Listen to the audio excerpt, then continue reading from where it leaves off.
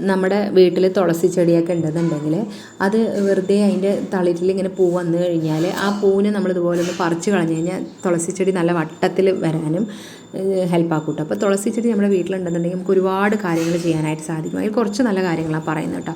അതായത് ഇതുപോലെ കുറച്ച് തണ്ടെടുത്തിട്ട് ഒരു പാത്രത്തിൽ ഒരു ഗ്ലാസ്സിൽ വെള്ളം എടുക്കുക, 1/4 ഗ്ലാസ്സോളം വെള്ളം എടുത്തിട്ട് ഇതുപോലെ ഈ തണ്ടിനെ നമ്മൾ ഇങ്ങനെ അതിനകത്തേക്ക് ഈ ഒരു രീതിയിലാക്കി വെച്ച് കഴിഞ്ഞാൽ 2-3 ദിവസം അത് വാടാതിരിക്കുകയും ചെയ്യും. ആ റൂമിനകത്ത് വെക്കുകയാണെങ്കിൽ റൂമിനകത്ത് നല്ലൊരു പോസിറ്റീവ് എനർജിയും കിട്ടും, അതുപോലെ തന്നെ നല്ലൊരു മണവും കിട്ടും കേട്ടോ, തുളസിയുടെ മണം. ഇത് നമുക്ക് കിച്ചൺ സിങ്കിലും വാഷ് ബേസിൻ്റെ അവിടെയും അതുപോലെ തന്നെ ഡൈനിങ് ടേബിളിൻ്റെ മുകളിലും ബെഡ്റൂമിനകത്തും ഒക്കെ നമുക്ക് വെക്കാം കേട്ടോ. നല്ലൊരു മണവും നല്ലൊരു പോസിറ്റീവ് എനർജിയും കിട്ടാനായിട്ട് ഹെൽപ്പാക്കും. അതേപോലെ തന്നെ ഇതിൻ്റെ തണ്ട് കുറച്ച് ഇലയോടുകൂടി തന്നെ നമ്മുടെ വീടിൻ്റെ അലമാരയ്ക്കകത്ത് വെക്കുകയാണെങ്കിൽ തുണികളൊക്കെ വെക്കുന്ന അവിടെ വെക്കുകയാണെന്നുണ്ടെങ്കിൽ പാറ്റ വരുന്നതൊക്കെ നമുക്ക് ഒഴിവാക്കാനും അലമാര തുറക്കുമ്പോൾ തന്നെ നല്ലൊരു സ്മെല്ല് കിട്ടാനും ഹെൽപ്പാക്കും.